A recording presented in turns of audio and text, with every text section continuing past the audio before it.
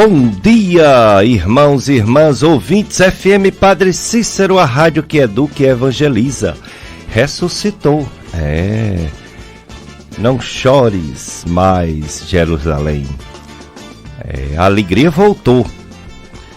Vosso Senhor está vivo, Ele ressuscitou. Feliz Páscoa da ressurreição. Feliz Páscoa, meu irmão, minha irmã. Você que é ouvinte da FM Padre Cícero, você que nos escuta pela internet, qualquer lugar do mundo, Jesus está vivo e é o Senhor, não ficou morto na cruz. Essa é a nossa alegria, essa é a nossa certeza, é a nossa esperança de um dia estarmos com Ele e com todos que partiram antes da gente, ou que vão partir depois da gente. A gente vai partir também para o reino de Deus. E lá não seremos mortos? Não, estaremos vivos em Jesus. A alma é eterna, é nossa fé, nossa esperança. Assim como Cristo ressuscitou, também nós temos esperança de viver eternamente. Páscoa, sentido da Páscoa cristã, antes passando pela Páscoa judaica do Antigo Testamento da Bíblia. Tudo isso reflete na esperança, na saúde, no bem-estar, no medo que nós temos da morte, medo que nós temos de adoecer, porque além da dor da doença, tem o medo de morrer. Então é muito bom a gente falar de vida, porque de morte a gente tem muito medo, né? Quanto menor a fé, mais medo da morte. Quanto maior a esperança, aí a gente diminui um pouquinho. A gente sabe que é a nossa certeza, né? Certeza que iremos um dia morrer, mas que seja o tempo de Deus, né? Não vamos antecipar, fumando, bebendo muito, se arriscando, andando a 1000 de moto ou de carro, pegando outras drogas, comendo totalmente errado, não fazendo nenhuma atividade física. Assim a gente vai antecipar o nosso tempo, ou seja, a gente vai morrer antes do tempo. Porque o nosso corpo, ele é frágil. O nosso corpo, ele é mortal. E aí, o tempo de vida do nosso corpo, que vamos dizer em média seja 90 anos por aí, alguns passam de 100, a maioria não chega nem a esses 90 que eu estou falando, mas realmente o tempo de vida de cada ser humano, além das doenças genéticas, doenças hereditárias, doenças adquiridas, doenças comuns como as do coração, as do açúcar no sangue, que é o diabetes, infelizmente o câncer depois dos 50, 60 anos, e que infelizmente pode dar até em crianças.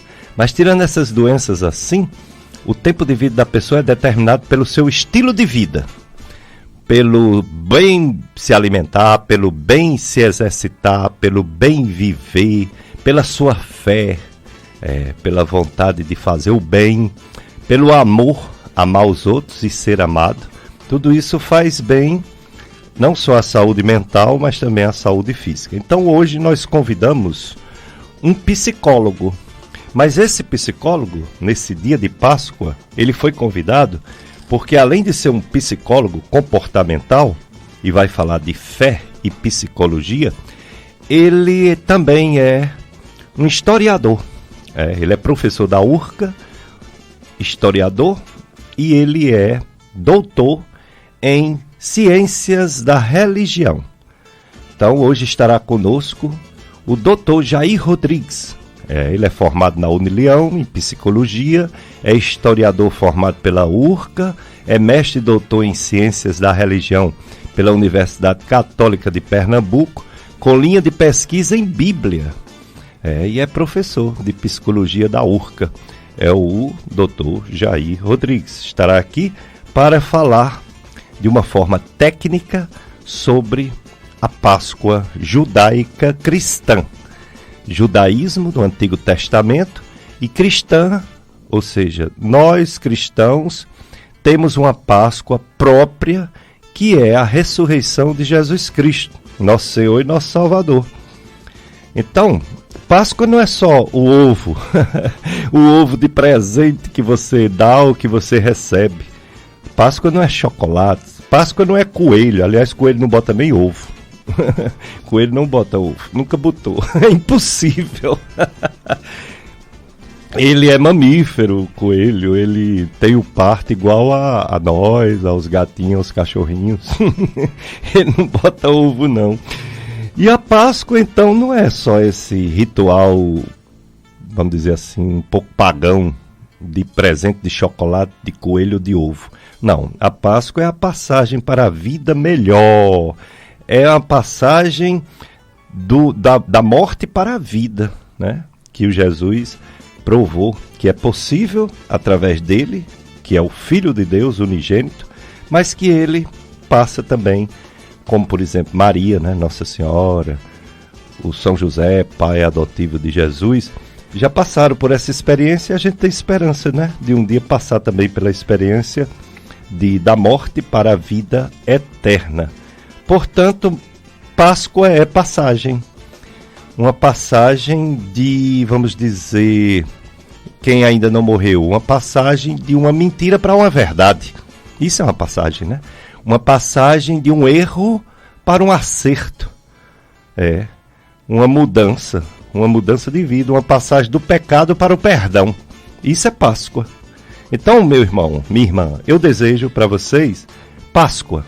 Páscoa na minha vida, Páscoa na sua vida, Páscoa na sua família, Páscoa para todos nós. É o que desejamos, não só eu, Péricles Vasconcelos, médico, clínico e gastroenterologista, médico do aparelho digestivo. Estou aqui com Josiamberg na operação de som. E a FM Padre Cis deseja a vocês uma feliz Páscoa. É um tempo pascal, não é só hoje, domingo de Páscoa. Hoje é um dia santo, é um dia consagrado da igreja. Temos as missas de Páscoa, do domingo de Páscoa, mas a Páscoa é um período, viu? É um tempo. Assim como teve o tempo da Quaresma, de preparação, junto com a Semana Santa, temos agora o tempo do louvor, do agradecimento, da alegria, da certeza da vitória.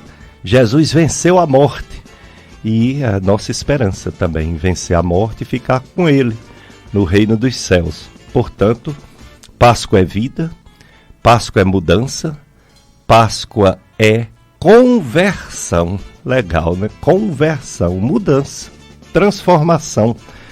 Então a gente, psicólogo Jair Rodrigues, doutor Jair Rodrigues, historiador, vai nos orientar sobre esses passos da Páscoa, depois do Novo Testamento. Mas enquanto ele chega, vamos ouvir a mensagem ao partir do pão, Valmir Alencar.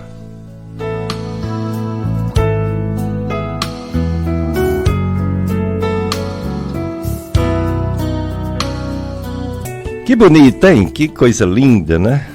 Veja, quando eu comecei o programa, né, eu falei essa frase que o Valmir Alencar musicou, né? Colocou uma canção e escreveu algo que todo mundo sabe, mas quando é numa música pega mais, né? Já não chores, Jerusalém. A alegria voltou. Vosso Senhor está vivo. Teu Senhor está vivo. Ele ressuscitou. Então, viva a ressurreição de Jesus Cristo, nossa esperança. Nosso convidado já está aqui, o Dr. Jair Rodrigues. Ele é doutor em Ciências da Religião, a tese em cima da Palavra de Deus, da Bíblia. Ele é psicólogo comportamental, é isso. Ele é historiador, ele é professor de psicologia da URCA e está aqui. Bom dia, doutor Jair Rodrigues, muito obrigado por ter aceito o convite nesse dia maravilhoso, maior dia, maior festa cristã, embora o pessoal ache melhor o Natal, né? Mas a maior festa espiritual cristã começa hoje, a Páscoa. Bom dia. Bom dia, feliz Páscoa, doutor Pérez. Amém. A ti, aos nossos ouvintes, Josiamberg, É um prazer estar aqui no teu programa, muito grande, porque nós temos aí uma história juntos, eu desde criancinha que já acompanhava aqui o seu programa, né? E eu fico muito feliz, inclusive estar num dia como hoje, em que nós vamos refletir sobre o centro da nossa fé cristã, que é a ressurreição de Jesus. Paulo chegou a dizer, se Cristo não ressuscitou, vã é a nossa fé. Pois é, isso é muito pesado, né? Porque, infelizmente, tem alguns segmentos cristãos que vê o Jesus só histórico, não vê o Jesus da fé, esse que ressuscitou, esse que está vivo, não contempla uma vida eterna, fazem desse mundo aqui, que é essencial, porque o céu começa na terra, mas faz desse mundo tudo, e não a esperança de uma vida eterna, pela ressurreição de Jesus, esperança de todo ser humano.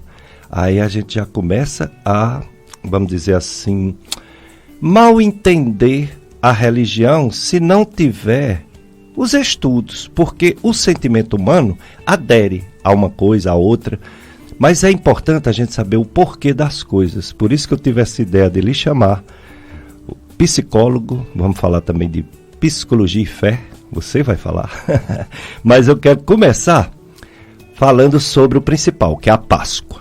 Eu queria que você definisse, eu fiz uma definição do que a gente sabe, né, da igreja, sobre Páscoa, passagem, né, Antigo Testamento, passagem judaica, Novo Testamento, a ressurreição de Jesus, a esperança de nossa vida eterna.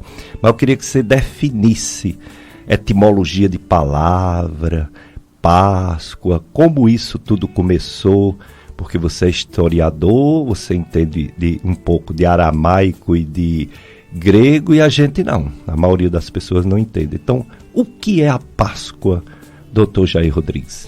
Do ponto de vista etimológico, ou seja, a origem da palavra vem da língua hebraica. A palavra é Pessar. O hebraico é uma língua bem gutural, então a gente diz assim, Pessar. As pessoas devem entender Pessar como passagem.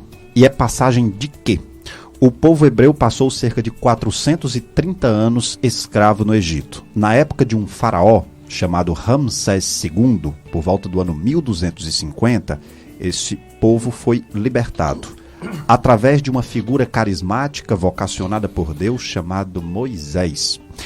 E essa libertação se deu sob duras penas. Por um lado, porque o faraó Ramsés II não queria deixar o povo ir, porque o trabalho escravo era muito lucrativo naquela época, e havia muitos escravos, os hebreus.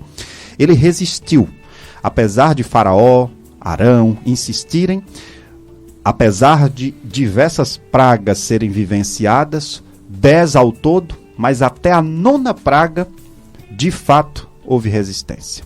A última, a 10ª, a morte dos primogênitos, aí sim, essa de fato favoreceu ainda mais essa libertação. E quando o povo estava na iminência da libertação, então foi comunicado ao povo que o anjo exterminador, à meia-noite, passaria exterminando todos os primogênitos. E nas casas onde tivesse as marcas ali do sangue do cordeiro, o anjo exterminador, o anjo da morte, não passaria.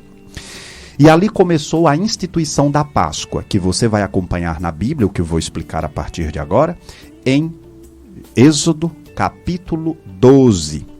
É anunciada a 10ª praga no capítulo 11.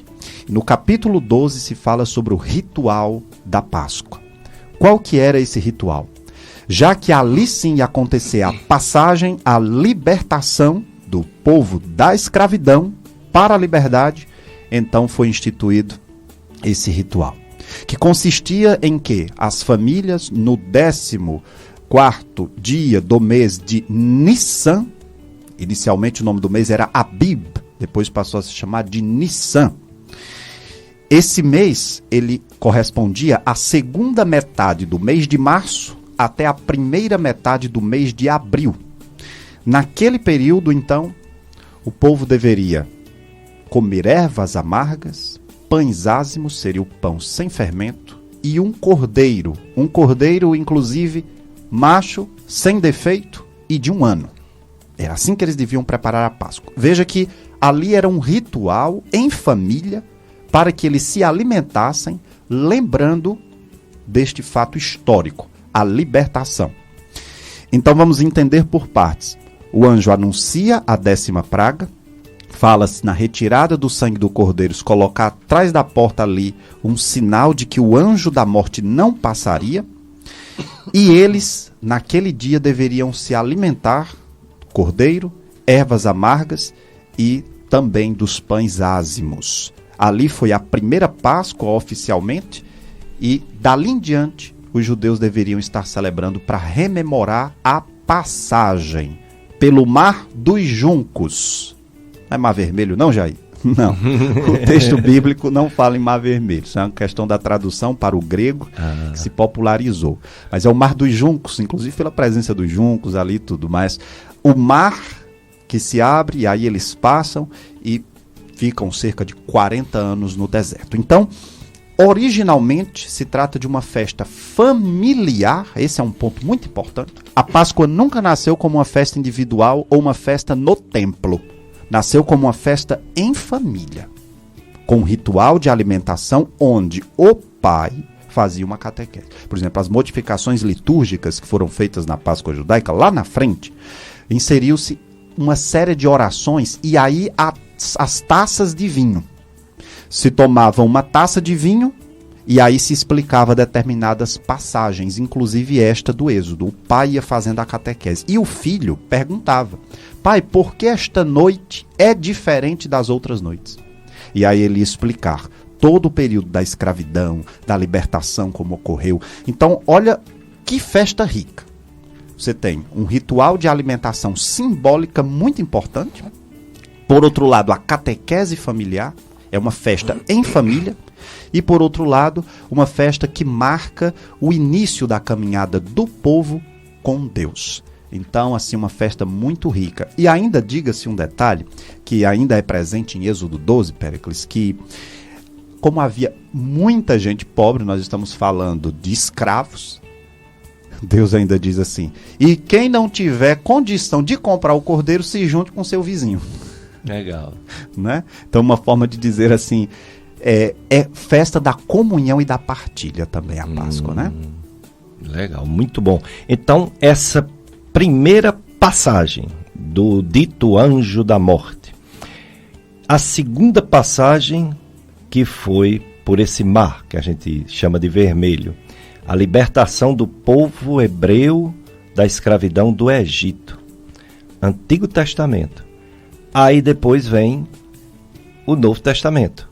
A nossa verdadeira Páscoa, né? Embora tenha a raiz, né, do hebreu, do judeu.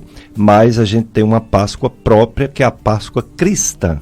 E é a ressurreição do Cristo. Fala um pouco sobre o principal, professor Jair Rodrigues.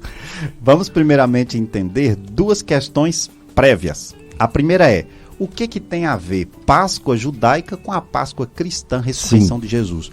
Qual foi o fator que levou a essa passagem até de uma mudança, seja no ritual, seja na concepção da Páscoa, né? Porque não podia ter sido outra festa. E aí a explicação clara, histórica inclusive, é a seguinte: a morte de Jesus se deu justamente na festa da Páscoa judaica. E aí então os cristãos entenderam: a nossa Páscoa é a morte e ressurreição de Jesus, que nesse caso, a passagem da morte para a vida. Então, do ponto de vista histórico e cronológico, Jesus morreu durante a Páscoa. Está lá a narrativa bíblica bem clara. E o primo de Jesus, o profeta João Batista, né? Ele profetizou, olhando para Jesus: eis o Cordeiro de Deus, aquele que tira o pecado do mundo, comparando Jesus ao Cordeiro da Páscoa. Exatamente. Antes da morte de tudo. Isso, exatamente. E por que a expressão cordeiro? Na teologia sacrificial judaica, para se estar em bons termos com Deus, havia a necessidade do oferecimento do que se tem de melhor. E o cordeiro era o animal também utilizado para os rituais de sacrifício, onde se oferecia a Deus. Tanto é que quando se tem a exigência de que seja macho, de 1 ano e sem defeito, se está dizendo o melhor para Deus. Vamos oferecer o melhor. Quando então João Batista fala: eis o Cordeiro de Deus, então ele está dizendo: eis aí aquele que será sacrificado se permitiu esse sacrifício para a salvação da humanidade. Então, é uma redenção e nós nos redimimos através dele. Porque ele, como cordeiro, aquilo que se tem de melhor, livremente por amor se oferece para que nós tenhamos e estejamos em bons termos com Deus. Então, tem esse sentido teológico bem profundo. Muito bem, então daqui a pouco o professor Jair Rodrigues, psicólogo, historiador, doutor em religião, doutor em Sagrada Escritura, vai falar sobre o nosso eu, vamos dizer assim, a nossa Páscoa. Tudo bem, a nossa Páscoa é a ressurreição de Jesus, mas o que isso pode transformar a minha vida? Pode me dar uma passagem aqui na Terra e depois uma esperança de passagem para uma vida eterna, que a morte não seja o fim, como Jesus venceu a morte e provou, derrotou, né, a morte. Mas antes nós temos o nosso apoio cultural, né? Josenberg, vamos para o nosso apoio cultural depois. Sim, vocês podem participar, pode fazer pergunta ao nosso convidado, viu? Professor Jair Rodrigues. Você pergunta por telefone, você pergunta no nosso WhatsApp, que é o mesmo número, né? 3512-2000. Pode mandar pergunta. E pode mandar também que eu estou ligado aqui, viu? No Facebook, no WhatsApp. Pode mandar pergunta também para o nosso professor Jair Rodrigues.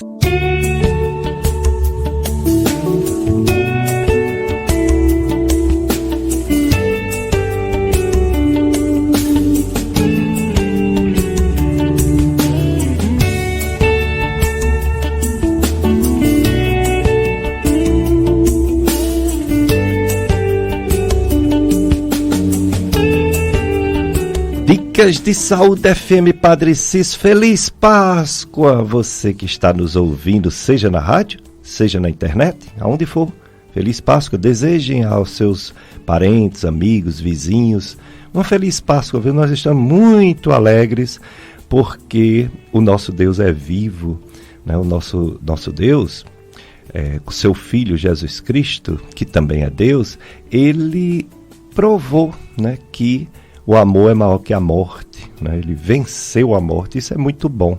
A esse dia especial, que é o domingo de Páscoa, eu tive que chamar alguém para falar sobre esse assunto, já que a gente fala tanto em doença, fala tanto em morte. Eu trago todo domingo as estatísticas de morte por Covid, que matou mais de 700 mil brasileiros. Só a Covid. É como se juntasse Juazeiro, Crato, Barbalha e tivesse morrido mais gente ainda. Que Juazeiro, Crato, Barbalha dá em torno de 500 mil pessoas, né? Morreu 700 e tantas mil pessoas de Covid. Graças a Deus que hoje está fazendo 101 dias que não morre ninguém no Juazeiro de Covid. Mas também já morreu 209 pessoas, né? Muita gente também. Então a gente traz todo domingo muita tristeza falando de doenças e morte. Então hoje é o dia de falar de alegria e de falar da nossa concepção de tudo isso, né? Porque as pessoas são diferentes. Umas são padres, ou bispo, ou ordenado, outras são leigos, mas tem os leigos que são engajados, tem os leigos que são afastados, outros têm outras religiões e alguns não têm religião nenhuma, né? Não acreditam na existência de uma divindade, né, que criou tudo. Por isso que a gente trouxe aqui o Dr. Jair Rodrigues, que é psicólogo comportamental. Ele é também historiador, ele é professor da URCA de psicologia e ele é mestre e doutor em ciências da religião. E a tese dele é em cima da Bíblia, né? Isso aí. Então ele falou sobre a Páscoa hebreu, né? Hebreia, judaica, e agora vai falar sobre, mais um pouco, né? Sobre a Páscoa. A nossa Páscoa. Jesus Cristo é a nossa Páscoa. Ele é o Cordeiro, né? Que a gente reconhece que deu a vida por nós, né? O seu sangue, né? Nos redimiu.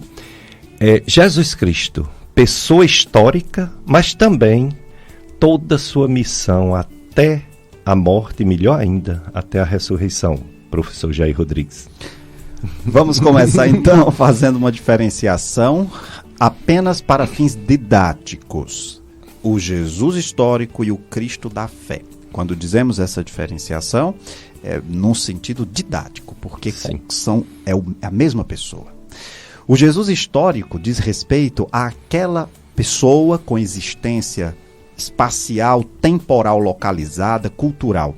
Jesus, que nasceu em Belém, viveu boa parte em Nazaré, ele tem uma história marcada por uma tradição familiar, por uma cultura, mas nem todas as pessoas que viram o Jesus da história olhavam para ele como sendo o Cristo da fé. A palavra Christos em grego significa ungido, o Messias. E durante muito tempo, e até hoje os judeus esperam o Messias, aquele que viria para restaurar Israel, levar a lei a pleno cumprimento. Jesus veio e os seus não o receberam.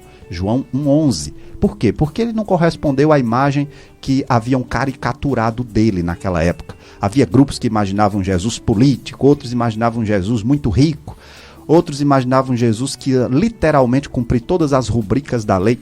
E ele veio numa manjedoura simples, de origem familiar de Nazaré, e quase ninguém inicialmente dava muita coisa por ele. E aí ele terminou já sendo rejeitado por muitos, desde o seu nascimento. Só que o que Jesus fez e pregou incomodou muita gente. Numa sociedade em que se pregava que herói era aquele que não se rendia até a morte ao seu inimigo, Jesus vem dizer, amai os vossos inimigos. Numa sociedade em que se pregava a intolerância, que se pregava a resistência, Jesus vem dizer, quer possuir a terra, seja manso. Numa sociedade que se pregava poder e dominação, Jesus diz, bem-aventurados os pobres, de acordo com o Espírito, porque deles é o reino dos céus. Jesus criticou ritualismos, farisaísmos, e isso incomodou muita gente. Procuravam uma forma de acusá-lo e levá-lo à morte. E encontraram, dentro dos critérios judaicos. Disseram, ele disse que ia destruir o templo. Ele estava falando do corpo dele, ele não estava falando daquele templo reformado por Herodes por 46 anos. Disseram, ele blasfemou porque se fez filho de Deus. E os judeus haviam perdido o direito de mandar matar alguém, apedrejado. Isso por volta do ano 30, eles perderam esse direito, segundo o historiador Flávio Josefo. Tinham que apelar à autoridade romana. Mas para o romano, que no caso seria Pôncio Pilatos, procurador romano, sancionar a morte de Jesus não podia ser um motivo judaico. Tinha que ser um motivo romano. E qual seria o motivo romano? Eles encontraram, disseram, ele está se proclamando rei. E nós não temos outro rei senão a César. Tanto que, na causa da morte de Jesus, o titulus crucis, colocaram INRI, do latim, quer dizer Jesus Nazareno, rei dos judeus. Só que, de acordo com um dos maiores arqueólogos da Palestina do primeiro século, que é o Jonathan Reed, no seu livro Em Busca de Jesus, debaixo das pedras e atrás dos textos, ele diz, o que queriam mesmo acabar não era simplesmente com a vida de Jesus. O que queriam acabar era com o legado de Jesus. Porque naquele tempo, o tipo de morte que uma pessoa teve diz se ela foi boa ou se foi ruim. As pessoas acreditavam naquele tempo que o tipo de morte diria a qualidade da pessoa. Tanto que no livro do Deuteronômio se diz, maldito o que é suspenso num madeiro. Ou seja, toda pessoa, mesmo que tenha posado como boa, foi morta com a pena capital da crucificação, é uma pessoa má. Tanto que essa pena ela só era aplicada a ladrões, malfeitores, pessoas muito pobres também, que eram tidas na época, alguns pelos seus atos, como impostoras, como pessoas totalmente indesejadas. E aí o que aconteceu? Eles queriam então acabar com o legado de Jesus. Porque crucificando seria uma forma de dizer, olha, ele não é uma pessoa boa, porque se ele fosse justo, Deus não teria deixado ele morrer com o pior tipo de morte que se tem. E aí o que é muito interessante é que a morte de Jesus na cruz representou o quê? Representou o tanto quanto Jesus levou até as últimas consequências o que fez, disse e pregou. Qual era o objetivo então dos que queriam crucificá-lo? Acabar seu legado. Crucificando era uma forma de carimbar. Ele não prestou, porque Deus é justo, não deixa o justo morrer da pior forma. Se conseguimos matá-lo da pior forma, então Jesus de fato foi um impostor. E o silêncio dele com a morte falou muito mais alto do que os gritos de crucifica-o, crucifica-o. Porque até hoje, o silêncio de Jesus, na sua morte, representou aquela seriedade com a qual ele levou tudo o que fez e disse. E aí, para chegar e finalizar com a questão da ressurreição, a ressurreição de Jesus, ela deve ser entendida a partir da catequese de Paulo. Para quem quer saber como é a ressurreição, como é que aconteceu a de Jesus e a nossa. A gente tem um tratado teológico na Bíblia importantíssimo, que é 1 Coríntios capítulo 15. O que é que Paulo diz? Qual é a tese dele? Semeado o corpo corruptível, ressurge como um corpo incorruptível espiritual. Ou seja, a ressurreição não é simplesmente alma que voltou para um corpo que daqui a pouco vai morrer novamente. Não. É um corpo agora glorioso, espiritual. Essa é uma questão que às vezes as pessoas não param para raciocinar.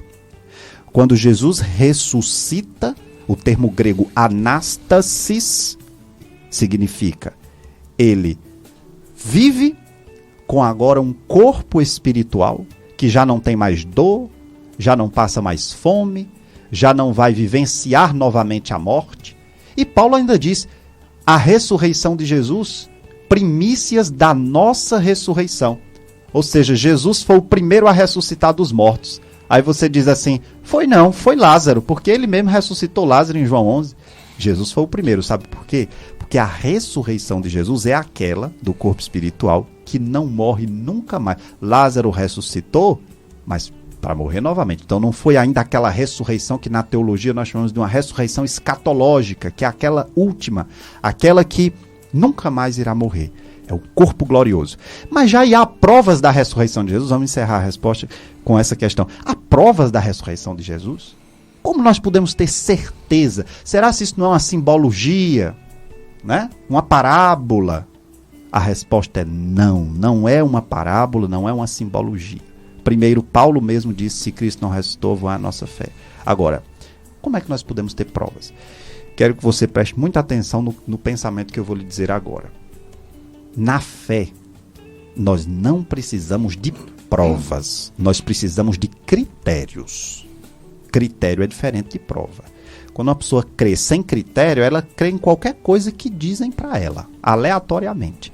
Nós cristãos não trabalhamos com fé como prova, porque prova é o conhecimento científico, que tem seu valor e tem seu limite. Não vamos achar que ciência explica tudo, ciência é a solução para tudo.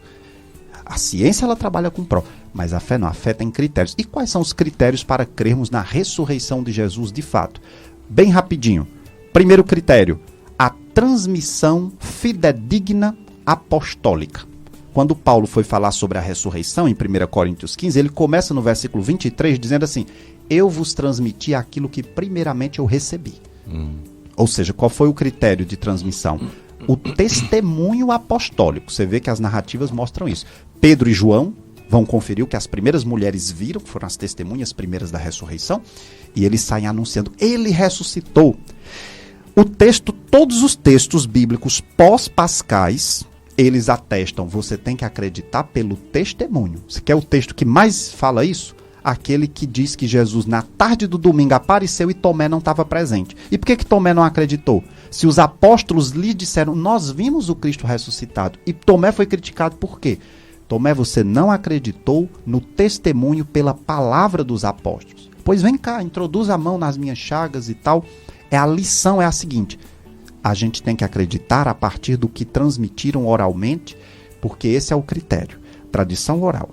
O outro critério que nós estabelecemos é que a troco de que eles inventariam a ressurreição. Ah, Jair, mas é claro, eles ganhariam fama com isso, eles conseguiriam mostrar que Jesus era poderoso.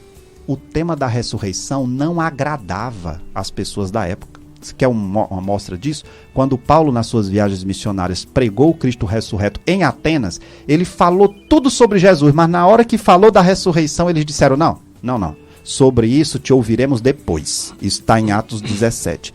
Então, eles não iam inventar. E a terceira questão é que, para encerrar, Paulo e Pedro, convictos da ressurreição, e outros, como Estevão e outros mais, entregaram a própria vida. Foram martirizados por pregar o Cristo ressurreto. Então, estavam ou não convictos para entregar a própria vida? Então, minha gente, livremente somos convidados a crer pelos critérios de testemunho com palavra e com a vida que os apóstolos tiveram. Que bonito, né? Que bonito a gente seguir uma religião que não seja só de fantasia, né? Que tenha uma base histórica, mas que seja realmente baseado na fé. Porque ou você acredita ou não, né? Passaram-se muitos anos, mas temos a palavra de Deus. Como o professor Jair Rodrigues falou, temos uma tradição, uma sagrada tradição, passando de geração em geração, passando pela igreja, né? A igreja transmitindo. E temos também nessa igreja um catecismo, né? Vamos dizer assim, umas orientações fixas. Temos um código de direito canônico que explica também direitinho as verdades da nossa fé. Esse domingo de Páscoa, aqui na FM Padre Cícero, daqui a pouco a celebração solene da Páscoa, diretamente do Santuário do Sagrado Coração de Jesus, às 9 horas. 10 horas o Rádio Teatro A Vida de Jesus até a Ressurreição. Meio-dia em pauta no rádio, especial de Páscoa com Thaís Cândido. 13 horas o Som do Brasil, especial de Páscoa com Tony Santos. 16 horas o Horto do Meu Padim, especial de Páscoa com Francisco Mário. 17 horas celebração solene de Páscoa diretamente da Igreja Matriz da Paróquia São José do Limoeiro, aqui em Juazeiro. 19 horas outro Rádio Teatro O Evangelho segundo São João, uma gravação com o Cid Moreira. 22 horas musical especial de Páscoa. E meia-noite programação da madrugada especial de Semana Santa e Páscoa. FM Padre Cícero, a rádio que educa e evangeliza. Professor Jair Rodrigues, você falou da primeira passagem, do Anjo da Morte, da festa familiar, da festa partilhada, quem não tinha um cordeiro, né, para imolar, para colocar o sangue na porta, tudo. Falou sobre a segunda passagem, a passagem pelo mar, que a gente chama de vermelho. Falou sobre a nossa Páscoa, Jesus Cristo. Mas tem uma Páscoa que está inserida na mensagem do Cristo e que a igreja passa para a gente até hoje, que é a nossa Páscoa. A Páscoa, vamos dizer assim, individual.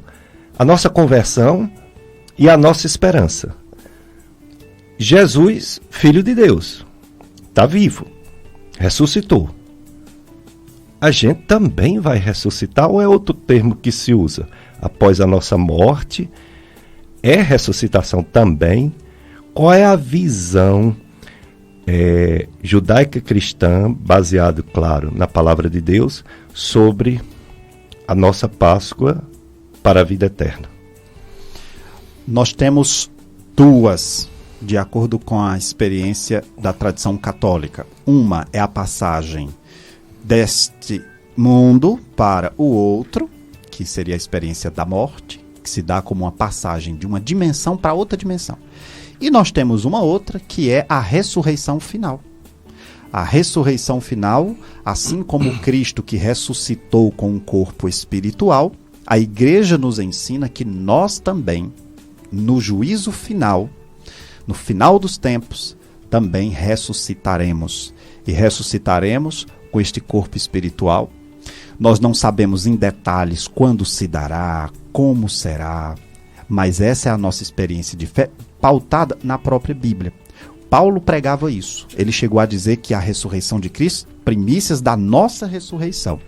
Então nós também entendemos. Só que na época, as pessoas achavam que essa ressurreição ia acontecer ali no século I, que a volta de Cristo seria no século I, tanto que a segunda carta aos Tessalonicenses vai trazer essa ideia, né, de que era naquele tempo. Só que nós não sabemos dia e hora, mas a nossa fé cristã, católica, nos ensina, assim como Cristo ressuscitou, nós também ressuscitaremos. E essa é uma esperança que nós temos também. Ah, muito bem. Ó, quem está conosco, a querida amiga Cecília Bezerra, do bairro Franciscano. Ela deseja um santo dia para mim e para você, Dr. Jair Rodrigues. e deseja Feliz Páscoa pra gente. Pra ti também, Cecília. Saudades, viu? Gostaria de saber, a Cecília, com o professor Jair Rodrigues, quando foi instituído no meio do povo hebreu a prática de sacrifícios, já que sacrifício era uma prática pagã. Ela quer essa resposta, professor Jair Rodrigues. Tranquilo. Primeiramente, o povo hebreu, ele sofreu influência sempre dos povos com os quais convivia, certo? Egípcios, mesopotâmicos, babilônios. Então, eles sempre sofreram essa influência. Nas narrativas bíblicas, a forma mais antiga, digamos assim, a primeira narrativa que fala do sacrifício de animais oferecidos a Deus, onde é que nós vamos encontrar? Quem sabe? Onde é que está a primeira narrativa que fala de sacrifício oferecido? É exatamente Gênesis capítulo 4, quando se conta a história de Caim e Abel. Lá no comecinho. Então ali é a primeira narrativa de sacrifício na Bíblia, oficialmente. De onde foi que veio essa história de que para estar em bons termos com a divindade eu preciso oferecer o que se tem de melhor? Não tem como a gente precisar uma data, nenhum povo em específico. Por quê? Porque vários ali ao redor praticavam isso. Agora, se nós formos pela lógica do que está narrado na Bíblia, onde nós temos que a história do povo hebreu começa com Abraão, então nós vamos remontar o período ali da Mesopotâmia por volta do ano 1850 a.C. Professor Jair Rodrigues, o sacrifício pagão, ele foi, vamos dizer assim, pedagogia de Deus, porque você falou do Abraão, ele pediu que ele desse seu filho Isaque em sacrifício, o que seria algo brutal, mas na hora H, ele só estava testando a fé do Abraão, transformando o sacrifício em algo muito mais bonito e algo que é para sempre, que é o amor, né? Essa narrativa está em Gênesis capítulo 22 e ela tem uma função muito mais pedagógica. Eu vou explicar para vocês entenderem bem rapidinho. Nessa lógica de sacrificar o que se tem de melhor, chegou um momento que o povo começou a pensar assim: e se nós sacrificarmos nossos filhos como outras sociedades também fazem? Porque é o de melhor que uma pessoa tem, que um casal tem. Exato. Então, e aí se a gente fizer isso? Aí, a catequese da época narrou essa história de Abraão para dizer assim: não, Deus não quer isso, não precisa que isso seja feito. Então, essa narrativa ela tem a função de dizer: o nosso Deus não aceita e não quer que isso seja feito. Tá certo? Então, tanto que Abraão vai sacrificar e o anjo o impede. Não precisa. A gente já sabe, até porque Deus não precisa necessariamente ter provas da fé de ninguém. Mas é um texto com a função pedagógica. Então, agora, concluindo, a resposta clara e objetiva, nós não temos como precisar ano, nem o povo exato que exerceu essa influência, mas a primeira narrativa foi a de Abel e Caim, que é uma narrativa que surgiu num período bem posterior a Abraão, apesar de estar no iniciozinho da narrativa bíblica, mas surgiu um período posterior, e provavelmente a influência inicial veio da Mesopotâmia. Povos que exerceram influência sobre os rituais sacrificiais judaicos, egípcios, mesopotâmicos, especificamente os babilônios. Professor Jair Rodrigues, vamos já para outro intervalo, né? Outro apoio cultural, mas dá tempo você entrar agora, já que você falou da Páscoa. E a Páscoa, a gente está vendo toda a visão religiosa e não pagã, nem de uma festa materialista, né, de troca de presentes. A gente está vendo a verdadeira Páscoa, né, a origem dela, e a Páscoa da ressurreição. Mas eu queria que você falasse em poucas palavras, depois você aprofunda depois do intervalo, psicologia e religião. Por que o ser humano procura Deus? Por que o ser humano procura um rito, uma religião? E ele utiliza o seu cérebro, a sua inteligência, a sua fé para aderir a uma religião.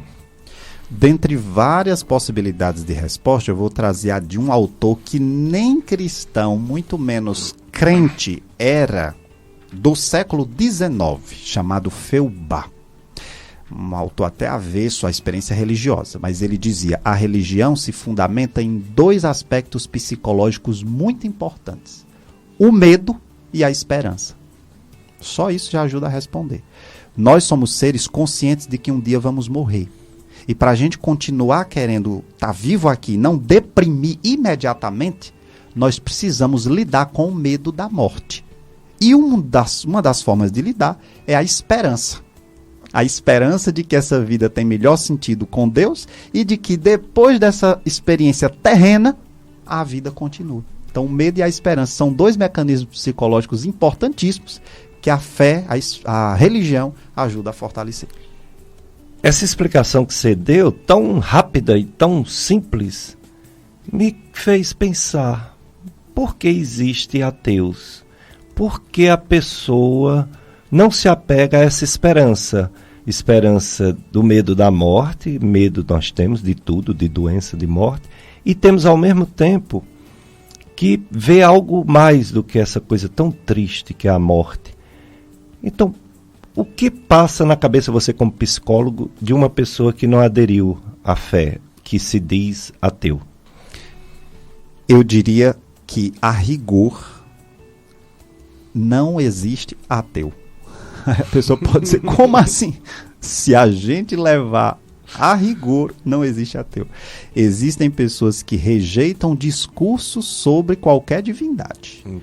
Porque para dizer Deus não existe, eu tenho que partir do princípio de que ele existe. Porque, como dizia Heidegger, o que não existe eu nem penso sobre. Então, se uma pessoa diz assim: Deus não existe, ela está usando uma palavra já para classificar uma realidade que, se não existisse, ele nem falava. Então, ele pode dizer assim: na minha interpretação, Deus é o quê? É uma narrativa que as pessoas fazem sobre um ser. Então, eu não acredito nessas histórias que as pessoas contam. Aí ele pode dizer: não, mas eu não acredito que existe um ser sobrenatural. Mas se ele está partindo do princípio de que não acredita porque não vê, assim como ele não vê a existência, ele também não pode dizer não vê ou não conceber a não existência. Então, é uma questão filosófica, mas é só para dizer assim, que a rigor, as pessoas que se dizem ateias, elas estão rejeitando tudo que é discurso sobre qualquer divindade. Aí elas dizem: não existe. Não existe por quê? Porque nenhum discurso usado sobre essa divindade, de fato, entra no meu entendimento. O assunto é vasto, a gente pode aprofundar depois do intervalo esse e outros. Entendi. O seu resumo foi perfeito. Vamos aprofundar conforme sua percepção, que precisa ser mais claro para os ouvintes. Mas eu entendi bem. Realmente, o ateu talvez ele acredite num Deus que não seja uma pessoa, né? Mas num Deus que seja, por exemplo, a natureza, né? Eu entendi mais ou menos por aí. Mas vamos para o nosso bloco de apoio cultural, depois a gente volta com mais informações do professor Jair Rodrigues no domingo de Páscoa. Feliz Páscoa para todos!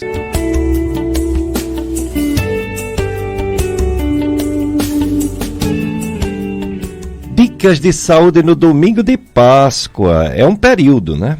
Nós chamamos de período pascal, mas devido ao tempo litúrgico, né, da igreja, a gente faz assim, os 40 dias de quaresma, preparação para a maior festa cristã, que é a Páscoa, embora a maioria das pessoas pense que é o Natal. Então a ressurreição, ela é a maior festa cristã, e a preparação quaresma e Semana Santa, paixão, morte e a ressurreição do Cristo no sábado de Aleluia, quando escurece, né, o sábado, a festa ontem, que é a vigília pascal, até a ressurreição, o grito de alegria, né, da igreja, que Jesus está vivo, e hoje o domingo de Páscoa, de missas, né, celebrando a alegria da ressurreição. Aí é um período de Páscoa e, pela nossa fé, a gente tem uma vivência maior de uma resposta a tudo que Deus fez por a gente, através do seu Filho Jesus Cristo, né? Morreu por nós e está vivo, ressurreição. Então é a fé que nos ajuda. Ajuda em tudo, eu acho, mas eu quero saber de um psicólogo se ele concorda que a fé ajuda na saúde mental, porque eu acho que ajuda até na saúde física. A fé, as pessoas religiosas, não estou falando aquelas pessoas fanáticas, né? Que usam inclusive religião para o mal. Estou falando das pessoas religiosas no sentido de ter uma tradição religiosa, um cuidado, se esforçar para fazer o que Jesus ensinou, né? Que é amar o próximo como a si mesmo. E essas pessoas, elas lidam melhor com as doenças, seguem melhor as dietas, seguem melhor as recomendações necessárias, luta contra vícios, como luta também contra os pecados, né? As pessoas religiosas muitas vezes não conseguem, porque somos humanos, mas luta, pelo menos tenta, né? Tenta parar de fumar, por exemplo, né? Tenta parar de beber muito, mas eu percebo que a fé melhora a saúde física. Imagina a saúde mental, mas quem vai dizer é um psicólogo. Ajuda ou não ajuda? Ajuda e muito. E vamos mostrar como. Só uma observação aqui preliminar antes de dar essa resposta, é dizer que nós psicólogos, enquanto falamos na qualidade de psicólogos, nós, por uma questão do nosso código de ética, nós não podemos dizer seja desta religião, participe daquela outra e tal, porque o nosso código de ética não permite. Mas nem por isso, nós psicólogos não podemos falar de espiritualidade e saúde. Tá? Então, há pouco estava falando da experiência cristã, falando do catolicismo, mas porque, como o Péricles falou, eu sou historiador e tenho formação na área de Bíblia. Mas agora, falando como psicólogo, quero dizer para vocês que, de fato, espiritualidade e saúde estão intimamente relacionados. Começar citando que existem vários estudos que mostram isso. Estudos sérios, feitos por pesquisadores sérios, defendendo dissertações de mestrado, tese de doutorado, mostrando isso. Vou dar aqui um pequeno exemplo. Recentemente foi defendida uma dissertação de mestrado no âmbito da espiritualidade e saúde. Eu tive a alegria de fazer parte da banca avaliadora da Universidade Federal de Alagoas, na área de enfermagem. O meu querido Roberto Firpo defendeu a dissertação falando sobre a teoria da incerteza na doença de Merle Michel, respeitadíssima na área da teoria da enfermagem, onde ele mostra pacientes com câncer que foram altamente beneficiados com a experiência religiosa. E por quê? O Roberto Firpo, nessa dissertação muito boa, por sinal, aprovada com louvor, é uma dissertação em que ele mostra que essas pessoas, elas estabeleceram sentido para o seu sofrimento. A Merle Michel, essa autora que estabeleceu a teoria da incerteza na doença, ela também fala que uma pessoa, quando está em sofrimento, em condição de adoecimento, ela se desorganiza, inclusive mentalmente. Ela não sabe o porquê, para quê, para onde vai, como que aquilo se deu. E ela, para que consiga lidar com esse sofrimento, ela precisa estabelecer um sentido. Isso não é novo, porque o Viktor Frankl, 1946, quando ele lançou o livro Em Busca de Sentido, na prisão nazista, ele dizia, o sofrimento deixa de ser sofrimento quando eu estabeleço um sentido. E o sentido não é uma invenção, uma frase de efeito, é uma descoberta. Mergulho profundamente naquela experiência e a partir daquele mergulho eu encontro um sentido. Então isso por si já promove um efeito de analgesia. Agora vamos mostrar de que modo, do ponto de vista físico, a espiritualidade, a experiência religiosa pode ajudar. Aqui a gente vai ter que ir um pouquinho num conceito biológico. O nosso cérebro, enquanto órgão, ele tem inúmeras funções. E dentre essas funções, quando há estimulações específicas em determinadas áreas, elas se avantajam. Existe um princípio na neurociência chamado de plasticidade cerebral. Então, uma pessoa, quando ela tem estimulações de determinadas áreas, aquelas áreas ganham força. Existe uma área do nosso cérebro que é responsável por controle inibitório, planejamento, organização, atenção, diminuição da impulsividade. Que área é essa, Jair? Chama-se córtex pré-frontal. Essa área, ela é, inclusive, para que exerça essas funções citadas, ela precisa de duas questões muito importantes, dois neurotransmissores. Um se chama dopamina, que é o neurotransmissor do prazer. As pessoas acham que o neurotransmissor do prazer é a serotonina, mas a serotonina ela é reguladora do humor. Se a pessoa eleva o humor, então ela vai sentir alegria, euforia. Aí diz, então é o do prazer. Não, é a dopamina que é o neurotransmissor do prazer. E a noradrenalina. Então, uma pessoa, por exemplo, que tem problemas nessa área do córtex pré-frontal, ela vai se tornar impulsiva, desatenta, indisciplinada. Quando ela começa a adotar práticas comportamentais de temperança, de melhor racionalidade, ponderação, o córtex pré-frontal ganha força. Um pequeno exemplozinho, para mostrar claramente para os nossos ouvintes isso, uma pessoa que foi diagnosticada com TDAH, que é um dos transtornos dos impulsos.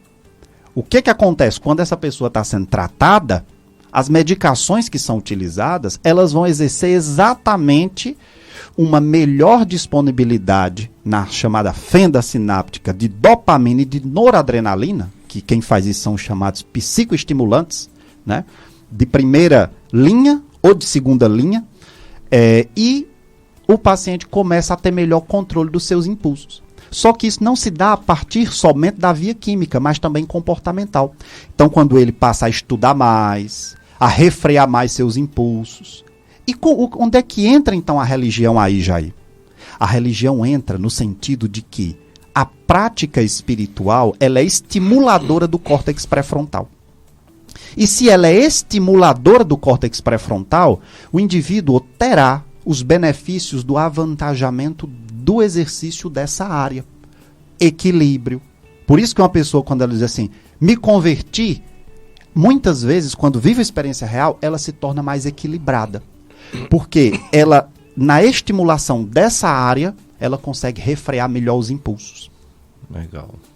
Entendeu? A mesma coisa, isso a gente faz no tratamento em consultório. Um paciente que tem qualquer tipo de transtorno da ordem do controle inibitório, tornando-se impulsivo, tem tendência a usar drogas, tem tendência a vários desequilíbrios, inclusive financeiros. E aí, quando você começa a racionalizar mais, a coisa muda. Só para fechar a resposta, para mostrar a questão biológica, o encontro com a religião, toda pessoa viciada, seja qualquer tipo de vício, ela está presa a uma coisa que nós chamamos de circuito do prazer. Aquele prazer que é vivenciado por uma estimulação dopaminérgica, existe a área do cérebro, que é o córtex pré-frontal, que ele filtra se eu devo ou não fazer aquilo. Uma pessoa comeu chocolate, achou muito gostoso, sentiu prazer. A área tegmentar ventral, que é ela que está relacionada ao circuito do prazer, da estimulação dopaminérgica, muitas vezes ela pode ser inibida pelo processamento da informação, pela racionalização, ponderação advindo do córtex pré-frontal, que é uma área do cérebro que, para se desenvolver mais significativamente, leva um tempo. Por isso que, às vezes, uma criança, um adolescente, às vezes tende a ser mais impulsivo em determinados atos, porque é essa área que refreia. E a religião nos ensina isso. Treina o nosso cérebro para o controle também dos nossos impulsos, desenvolvendo empatia, né? Sentido de vida, etc. Falei muito. Muito bem, é bom que a gente está aprendendo bastante com o psicólogo Jair Rodrigues, que é historiador, que é doutor em ciências da religião, da Bíblia. Temos também aqui o aviso do Clube de Amigos, dessa promoção do mês de abril, Clube de Amigos, FM Padre Cícero. Quanto mais amigo, mais evangelização e também mais promoções para você que é amigo ou amiga fiel da FM Padre Cícero. Fazendo a sua doação financeira nesse mês de abril, você vai participar do sorteio de um kit cobre-leito do Shopping dos Colchões. O sorteio acontecerá ao vivo no dia 5 de maio, às 11h30 da manhã. Mais informações, 3512-5824, 3512-5824. Apoio cultural, Shopping dos Colchões. Seu corpo merece esse conforto. Rua São Paulo, 1177, Centro de Juazeiro. Contato, 3511-0947, 3511-0947, Shopping dos Colchões, WhatsApp, 98867-8676. Shopping dos Colchões. Clube de Amigos da FM Padre Cícero, juntos somos mais amigos. Estou entrevistando o professor Jair Rodrigues, da URCA, ele que é historiador, ele que é psicólogo comportamental.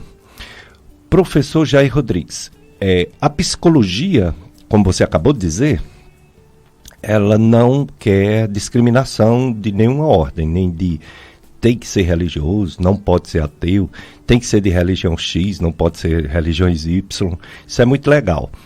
Mas, ao mesmo tempo, pela imparcialidade, neutralidade do psicólogo, se perde um pouco essa arma fortíssima de confortar uma família que perdeu um ente querido, ou uma pessoa que recebe um diagnóstico de uma doença com grande chance de morrer breve, já que essa arma de se falar pela fé de algumas religiões, quase todas, mas algumas mais do que outras, sobre a vida eterna, a vida pós-morte, não fica o psicólogo de mãos atadas diante dessa grande energia que é de se falar de algo mais do que a morte, já que a pessoa está certa que vai morrer e fim, e acabou, e com isso uma depressão reacional tremenda?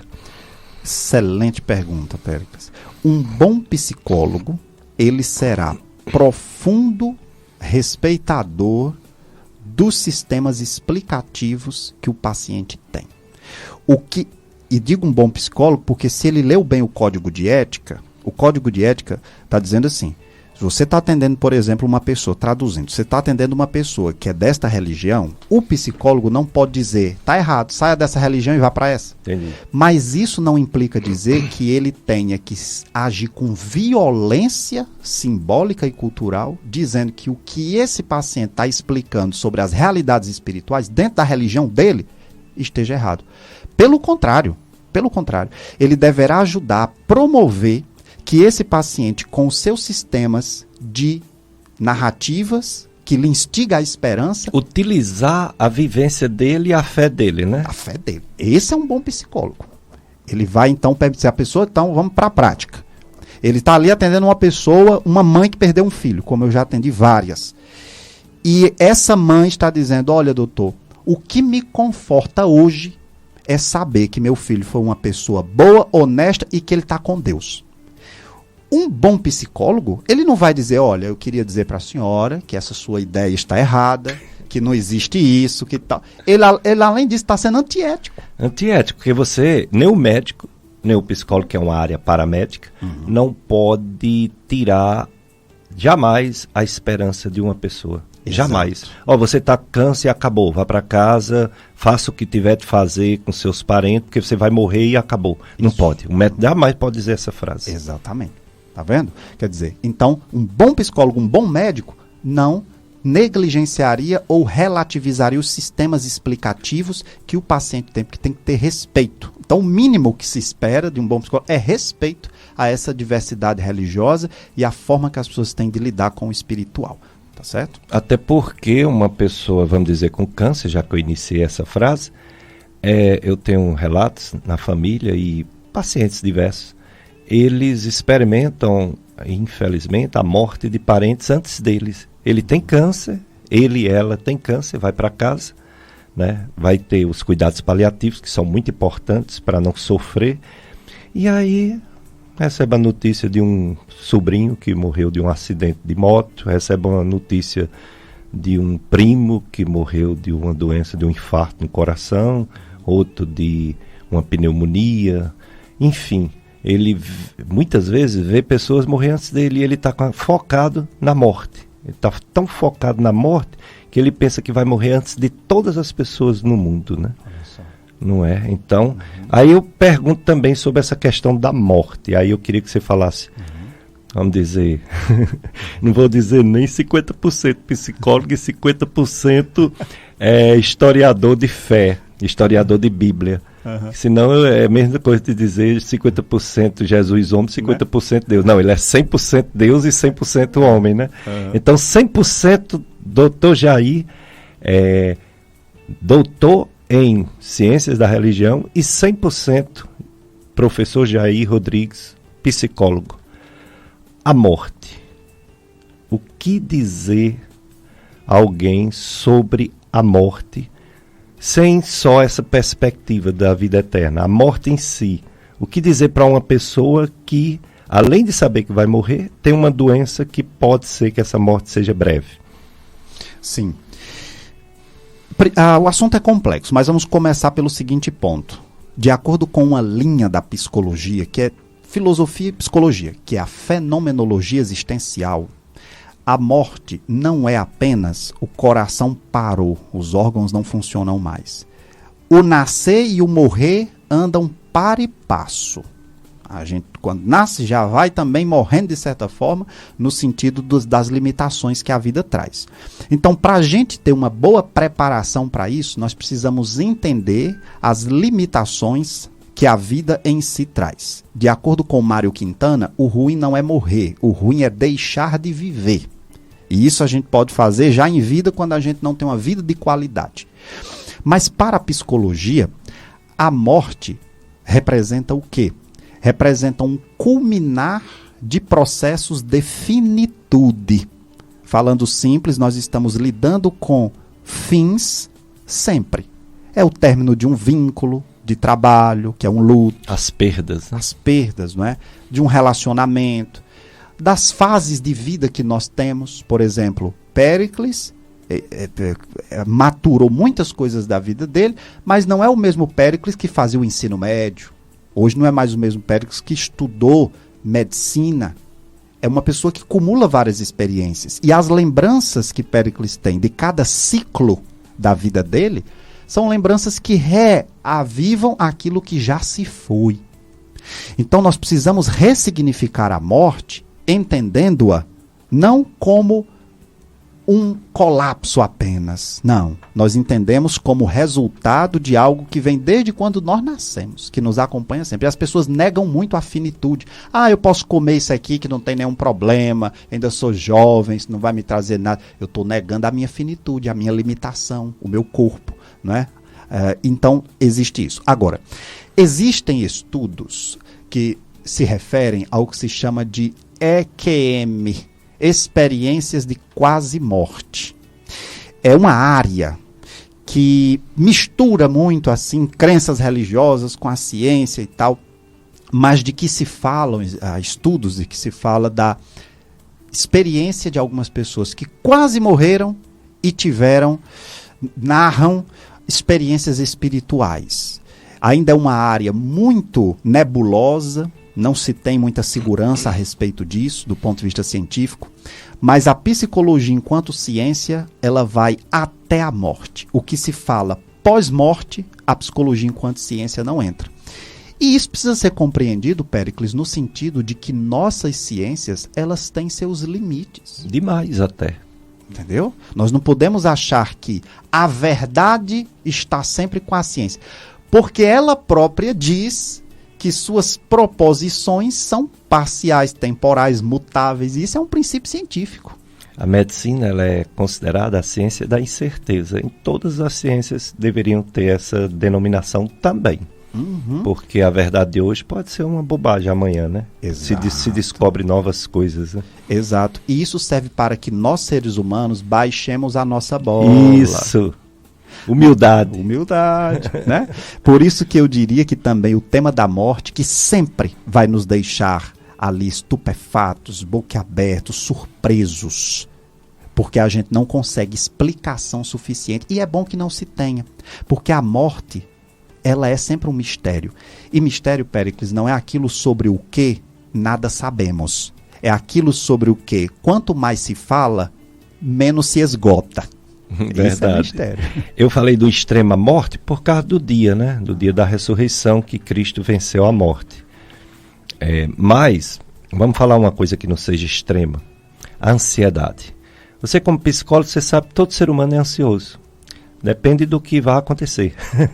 Pode ser bom, pode ser ruim, mas tudo nos traz expectativas. Isso é ansiedade, né? A gente fica diferente, querendo que aconteça logo, ou ao contrário, né? Querendo saber logo. A gente não queria que aquilo acontecesse, mas a gente quer saber logo se vai acontecer ou não.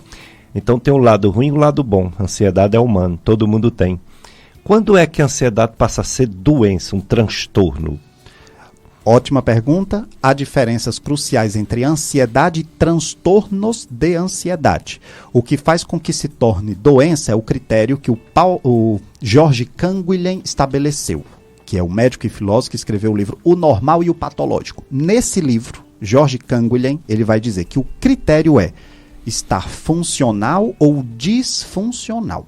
Vamos dar agora o exemplo concreto. É possível que uma pessoa tenha medo, mas apesar do medo, enfrente. Mas apesar do medo, continue estudando. Apesar da angústia, desabafe e siga a vida. Mas aquela pessoa que tem medo e paralisa, começa a passar mal de tal modo que não consegue fazer mais nada, ela tem uma ansiedade patológica. Então qual é o critério, Jair? Funcional versus disfuncional. Então, se eu estou agora disfuncional, não consigo comer direito, dormir bem, aqueles pensamentos vêm recorrentemente, quase que de modo obsessivo, alguns casos até obsessivamente, então está uma experiência disfuncional. Todo mundo tem ansiedade? Sim. Até aquela ansiedade boa de tomara que domingo chegue logo para a gente ir para aquele lugar. Porém, transtorno de ansiedade é diferente e existem vários. 2 tem a ansiedade por natureza constitutiva básica.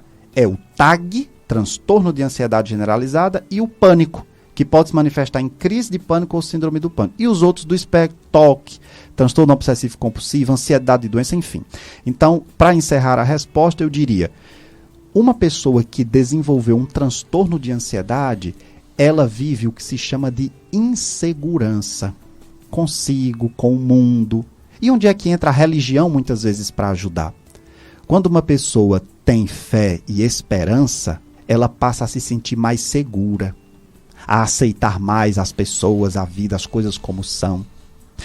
Porque ela entende que se ela está sofrendo, aquilo pode ter também um propósito para a vida dela. Ela entende que ela precisa revisar a vida, aprofundar, o que é que eu preciso mudar. E a religião nos instiga sempre a conversão, a mudança de vida. E as pessoas acham que conversão e mudança de vida é só assim. Eu não acreditava em Deus, agora eu acredito. Eu não acreditava nisso, agora eu acredito. Quando a gente fala em conversão, a palavra grega para conversão é metanoia. Tem meta, que quer dizer além, e noia. Noia é pensamento. Quando alguém diz, fulano está noiado, está com noia. Noia é uma palavra grega que quer dizer pensamento. Então é mudança de mentalidade. Quando eu mudo minha mentalidade, eu mudo meu estilo de vida. Passa a respeitar o corpo como o templo do Espírito Santo. Passa a cuidar das outras pessoas, então eu tenho saúde social, psicológica, física, etc. Legal, muito bom, né? A gente aprende bastante com o professor Jair Rodrigues. Eu parei de falar um pouco de Covid, porque eu não acho justo colocar acima de doenças que agora estão matando muito mal. Saiu o relatório de 2022 sobre morte no Ceará e no Brasil. O INCA sempre vai atrás desses números, o Instituto de Câncer, né? Em primeiro lugar, no Brasil, mortes por doenças no coração. Mais de 300 mil pessoas morreram em 2022. Em segundo lugar, infecções respiratórias. Mais de 77 mil. Terceiro lugar, AVC, trombose, derrame, mais de 71 mil. Quarto lugar, diabetes, mais de 70 mil. Quinto lugar, Covid-19. No ano passado morreram 64 mil pessoas. Sexto lugar, o câncer, 51 mil pessoas. E sétimo lugar, lesões de armas de fogo. No Ceará, as lesões de armas de fogo sobem de sétimo para terceiro lugar. Como é violento nosso Ceará. Eu diria até nosso Nordeste, infelizmente.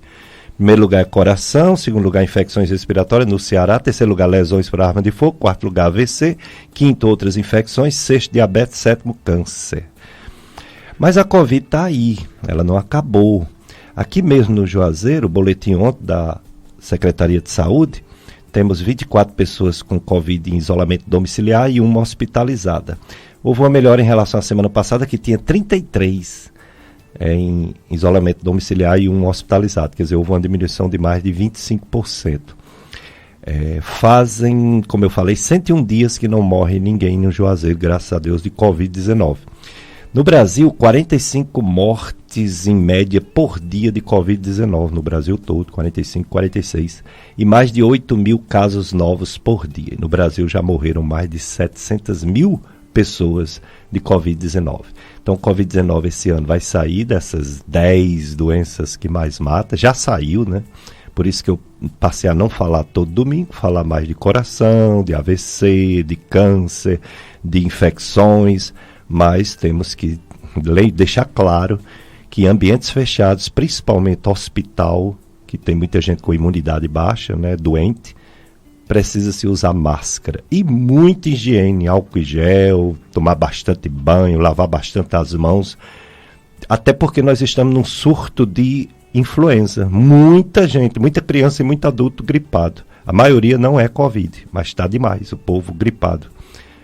Mas vamos para o nosso bloco de apoio cultural. Jossenberg.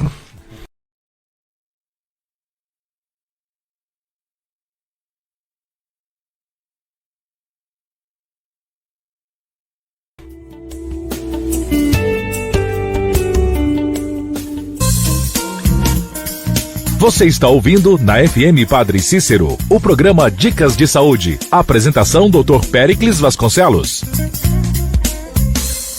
104,5. Exulte de alegria dos anjos a multidão. Exulte de alegria dos anjos a multidão. Exultemos também nós por tão grande salvação. Essas empresas ajudam em nossa missão. Padaria e Confeitaria Pão Nobre. Trabalhamos com pães para hamburgueria, bolachas, pães integrais, bolos caseiros e confeitados, biscoitos, sobremesas, kit festa, docinhos personalizados, salgados em geral e para eventos. Qualidade e sabor é na Pão Nobre. Avenida Castelo Branco, 3426, Novo Juazeiro, próximo à Igreja Menino Jesus de Praga, Juazeiro do Norte. Instagram, @Padaria e Confeitaria Pão Nobre. WhatsApp, 99937-2058, 99937-2058. Padaria e Confeitaria Pão Nobre. Envelhecer é um processo natural e com a passagem do tempo precisamos intensificar os cuidados com a saúde. A doutora Nádila Lima, médica geriatra, está no Cariri e atende idosos com demências, doenças cardiovasculares, Alzheimer, depressão, hipertensão arterial e todas as alterações relacionadas ao envelhecimento. A doutora Nádila Lima atende em domicílio e na clínica Dr. Center, em Juazeiro do Norte. Instagram, @doutora Nádila Lima. Agende sua consulta, 3115-1000 e 98146-7000. Doutora Nádila Lima, médica geriatra. Velas Brasil, a indústria de velas da nossa terra, do nosso Cariri. Desde 2004, produzindo velas de diversos tipos, cores e tamanhos com qualidade comprovada. Velas Brasil, uma empresa que busca iluminar e aumentar a fé na vida das pessoas com compromisso e responsabilidade social. Vendidas em todo o Ceará pelo telefone DDD 889-9965-6420 e 3571-1777. Velas Brasil, iluminando seus dias, aumentando nossa fé. Farmácias Pop Mais. Atendimento farmacêutico, aplicação de injetáveis, medicamentos genéricos, similares e o melhor, descontos especiais e o atendimento que só a Pop Mais oferece. Em Juazeiro, na Rua São Pedro, 485. Contato 2155-0973. Em Barbalha, Rua Princesa Isabel, 42. Telefone 2141-7016. E Crato, Rua Coronel Luiz Teixeira, 1024. Contato 2155-1150. Farmácias Pop Mais saúde, mais economia. André Marques, qual o segredo de tanto sucesso? Olha, eu já fiz muita coisa na vida. A única coisa que eu não fiz foi ficar parado. Troquei os planos por atitudes, inclusive na hora de estudar inglês. Escolhi um método que respeita o meu ritmo, o meu tempo, para eu estudar como, quando e onde eu quiser. Eu escolhi Rockefeller. Don't stop, be a rocker. Matricule-se já.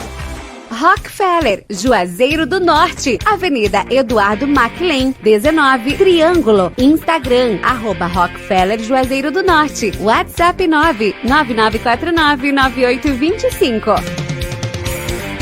Shopping dos Colchões. Seu corpo merece esse conforto. Trabalhamos com as melhores marcas do mercado. Cama box em molas ensacadas em diversas medidas e níveis de conforto. Colchões de espuma de várias densidades. Travesseiros, cobre-leito, protetores de colchão e travesseiros impermeáveis. E colchões sob medida. Rua São Paulo, 1177 Centro, em Juazeiro. Contatos 3511-0947. WhatsApp 98867-8676. Instagram, Shopping Colchões Cariri. 104,5.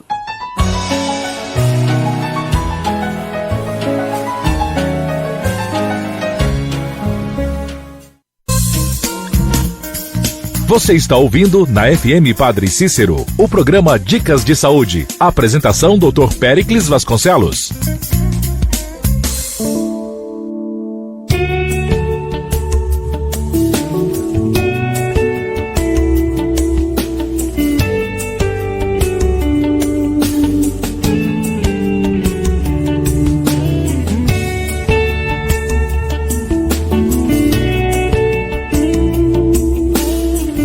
Dicas de saúde, domingo de Páscoa. Feliz Páscoa para você, meu irmão, minha irmã, e para toda a sua família, viu? Feliz Páscoa para vocês. Espero que breve a gente tenha a nossa live de Facebook, quem sabe um dia até de Instagram, não é isso, Josiambé? Por enquanto, nossa limitação, só a rádio mesmo e nossos programas de redes sociais. Nós temos no YouTube, viu, professor Jair Rodrigues? Fica gravado esse programa. Começo é o nosso compadre Tony. O compadre Tony me salva aqui desde quando acabou a live. Ele grava o programa. Só se houver um desastre, uma coisa muito grande, ele estiver viajando, ele geralmente grava o programa. E ele coloca no seu site clubesintonia.com. clubesintonia.com é o site do Tony, que faz o programa O Som do Brasil todo domingo à tarde aqui na FM Padre Cícero.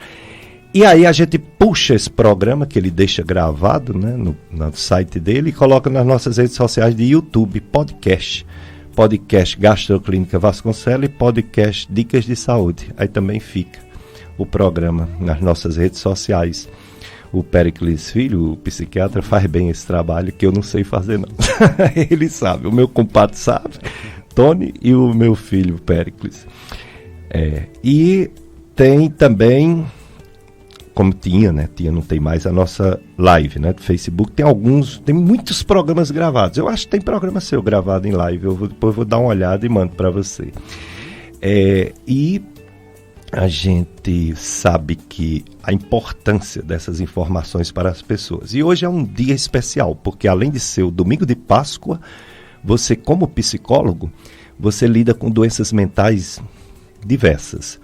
Doenças do psicológico, mas também doenças do, vamos dizer assim, da psicose. Porque tem o psiquiatra que passa medicamentos, mas mesmo esse paciente de esquizofrenia, de bipolar, que antigamente se chamava distúrbio, tinha um termozinho bem chatinho, que ainda bem que mudou de nome, passou a ser distúrbio afetivo bipolar. Psicose maníaco-depressiva. Antigamente era psicose maníaco-depressiva.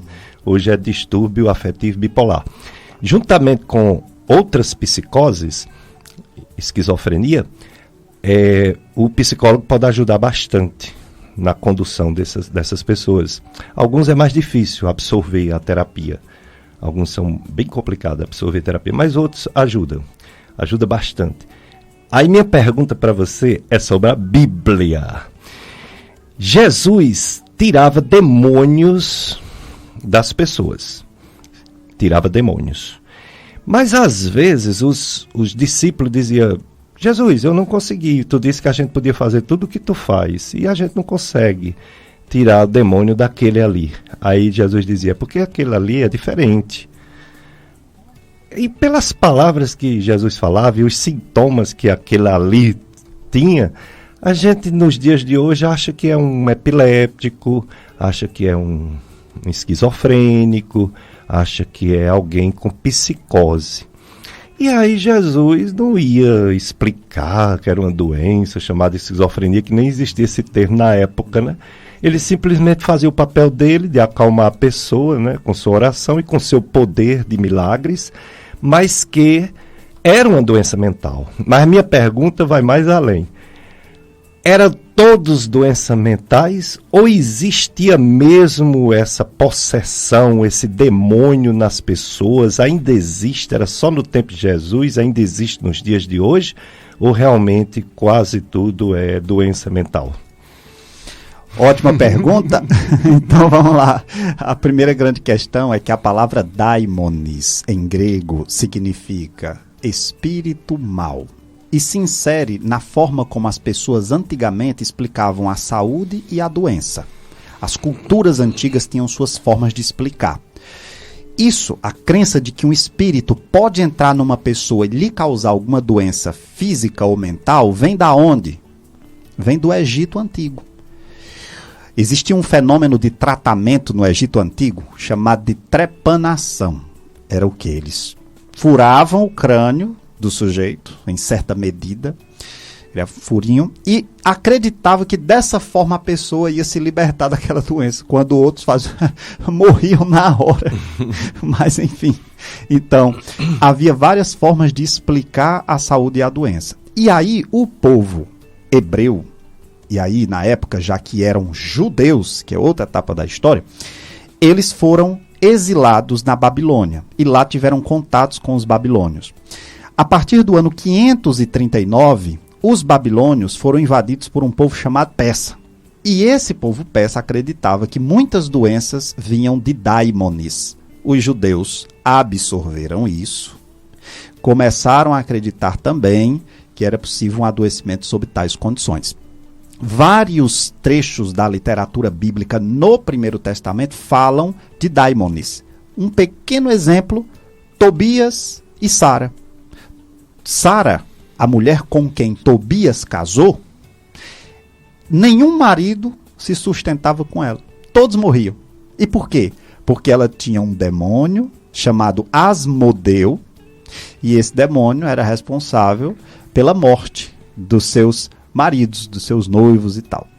E então, isso mostra o quê? Que já no Primeiro Testamento já havia essa ideia. E quem era que mandava esses demônios? Na concepção da época, por incrível que pareça, Deus. Eles achavam que Deus mandava. Não era que Deus, mas eles achavam. Jó fala isso. Se aceitamos os bens de Deus, não devemos aceitar os males. Então, começou-se a acreditar que a saúde e a doença vinha a mão de Deus. Porém, no Segundo Testamento, Jesus, respeitando os sistemas explicativos da época, ainda corroborou a ideia de que o adoecimento vinha por demônio. Mas não era qualquer adoecimento. Quais eram as doenças atribuídas a demônios? Aquelas para as quais não se tinha uma explicação causal clara. Então eram físicas e mentais. Aí, para encerrar, 2 pequenos exemplos. Um de física. Uma pessoa tinha, por exemplo, o aparelho fonador ok nos critérios da época, aparelho auditivo ok nos critérios da época, não fala, não escuta. O que essa pessoa tem? Um espírito surdo-mudo. Era o que se acreditava. Quer dizer, não se tinha uma explicação ainda naquela época, mas se colocava como sendo espiritual. Um outro exemplo agora para a saúde mental. Marcos capítulo 5, de 1 a 20. A cura do homem de Gerasa, o endemoniado Gerazeno. Habitava o local impuro. Quando Jesus expulsou os demônios dele, que era uma legião, ele ficou em são juízo. O texto deixa bem claro. Porque ninguém conseguia prendê-lo. Ele tinha uma força descomunal. E é interessante a sutileza do texto que diz que quando ele viu Jesus de longe, ele já se prostrou. Um homem que nem as correntes mais poderosas conseguia detê-lo. E quando Jesus expulsou os demônios, ele estava em são juízo. Então aquele homem, o texto fala isso, ele estava com dificuldades exatamente de controle de si e tal. Uma pessoa muito desequilibrada. Pequena curiosidade, ela diz que quando Jesus disse sai, os demônios não saíram inicialmente. Porque depois Jesus tem um diálogo com ele. Como é seu nome? Ele diz Legion onomamoi hot poloiesmen, em grego. Legião é o meu nome porque somos muitos. Então era a legião, o exército romano que perturbava o juízo desse rapaz. Mas por fim, então, hoje, para encerrar a última camada da pergunta feita, e hoje? Hoje, minha gente, com as evoluções de compreensões dos micro-organismos, como vírus e bactérias, nós não necessariamente precisamos utilizar os mesmos sistemas explicativos. A humanidade evolui, a ciência evolui. E por que Jesus não falou? Jesus não estava ali para desrespeitar a cultura da época. Um último exemplo, quando Jesus curou a sogra de Pedro. Jesus curou a sogra de Pedro de quê? De uma febre. Mas a narrativa não é da cura de uma febre. A narrativa é de um exorcismo. Porque o texto diz assim, Jesus repreendeu a febre e a febre a deixou. Jesus não ia explicar vírus e bactérias que as pessoas não conheciam na época. Não, ele curou. E por que alguns não curavam, não conseguiam curar? Porque a questão da cura de um adoecimento físico ou mental Não é um mero ritual de dizer sai e pronto. É preciso investigar, conhecer, compreender. Mas Jesus dava a resposta também de que tem que ter muito jejum e oração. O que está por trás dessa fala de Jesus? Significa, você tem que estar preparado. Nós nem sempre estamos preparados para lidar com o sofrimento do outro. É verdade. Interessantíssimo, né? Agora, teve uma pessoa que não entendeu a parte que você falou, que o Lázaro, ele ressuscitou, ou ressurgiu, ou reviveu, e depois morreu de novo. Queria que você falasse de novo a diferença entre a morte, o revivamento de Lázaro e a ressurreição de Jesus. Existe uma diferença entre ressurreição temporal e ressurreição espiritual. Na ressurreição temporal, como o nome já sugere, Jesus ressuscitou a pessoa, mas a pessoa, ela depois morreu novamente. É claro que Lázaro... Como a viúva, né? Aliás, filho da viúva de sogra, Naim. E a sogra de Pedro, né? A sogra de Pedro não foi ele não estava morto, quem estava era a menina, né? A filha da viúva de Naim, né? Isso. Lázaro, assim como de Jairo, né? Também. Jairo, pronto, era isso que eu estava tentando lembrar. Porque foram 3 ressurreições que Jesus fez. Em todos os casos, todos voltaram a viver, mas morreram novamente. Agora, a ressurreição gloriosa, espiritual, que é essa escatológica, aí o indivíduo não morre mais. Por quê? Porque não se trata de uma ressurreição com corpo físico. Entendi. Porque se fosse corpo físico, ia morrer novamente. É o corpo espiritual. É o corpo espiritual. Então, essa é a ressurreição que será a do juízo final também. Exato. A morte de Nossa Senhora Maria é uma polêmica na igreja.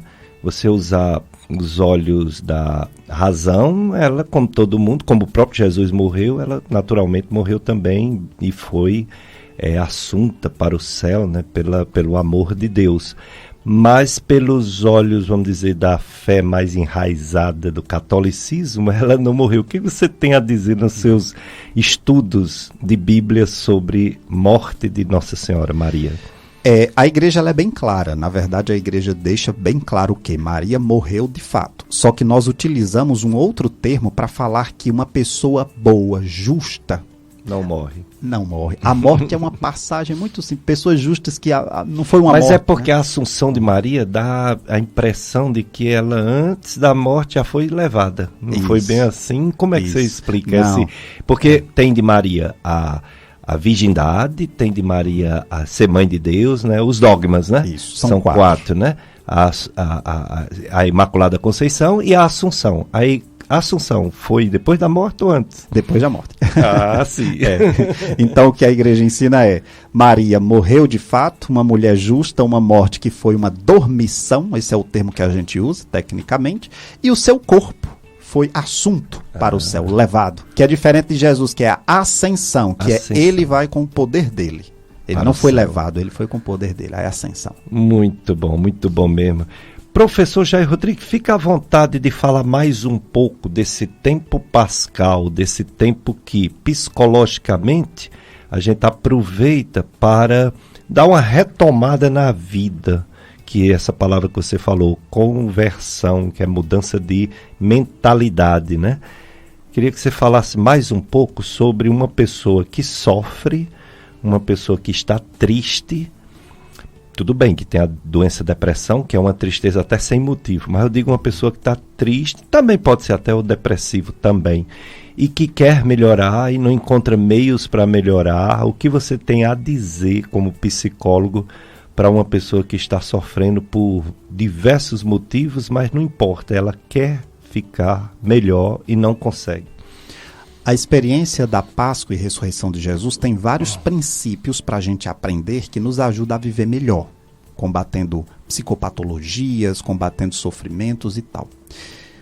Dentre esses princípios, vou citar alguns fundamentais.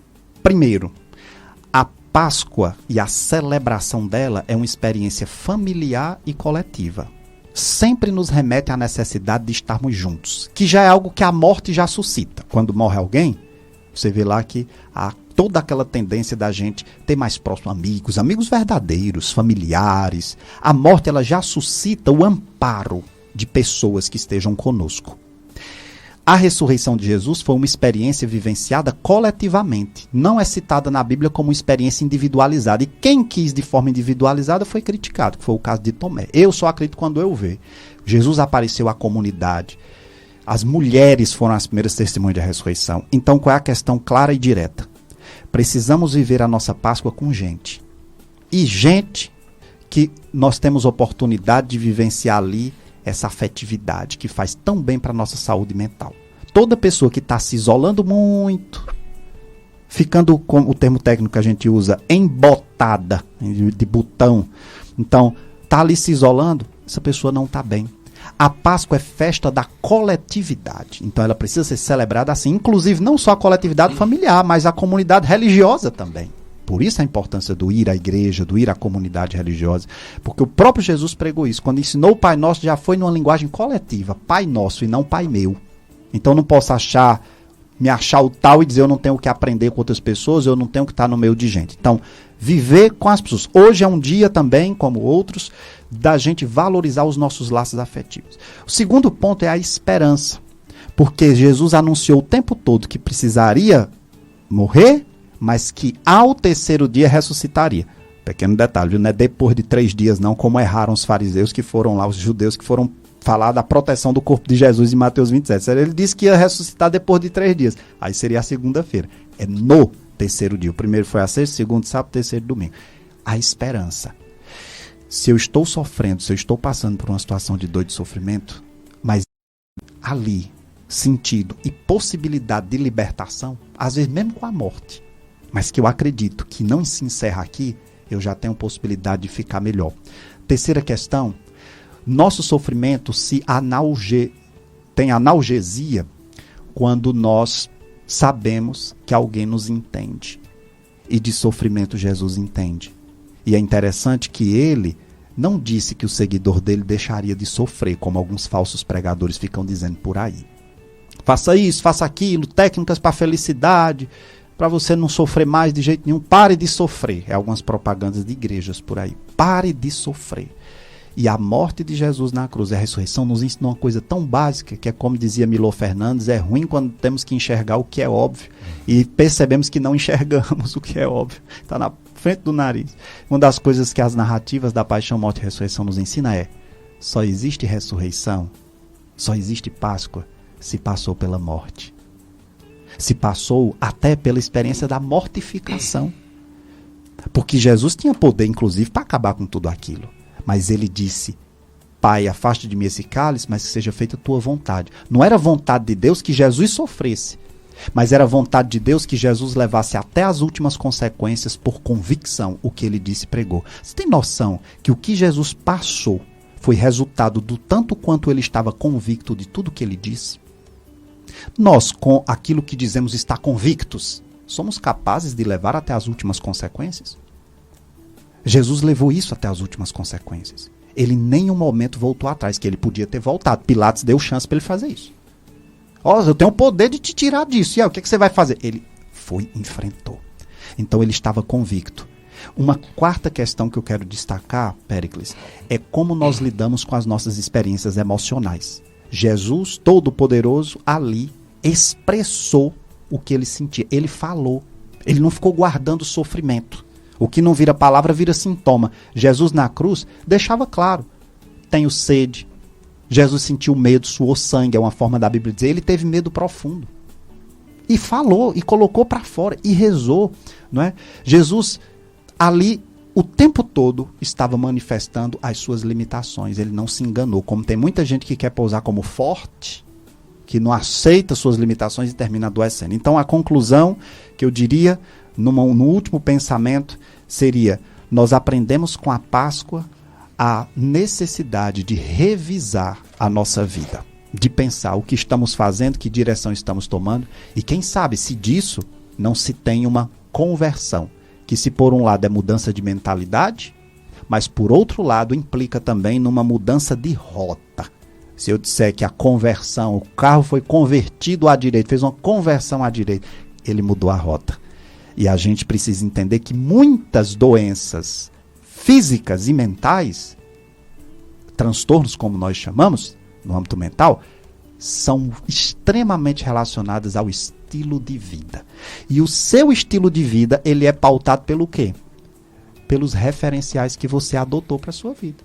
É grandiosidade, é poder, é fama, é querer ser admirado, é pensar muito em si. São os referenciais que você vai utilizar para estabelecer qual é teu estilo de vida. De trabalhar muito para ganhar muito dinheiro e querer mostrar para as pessoas o que tem. De dominar a gente, de se achar especial. Então, o estilo de vida.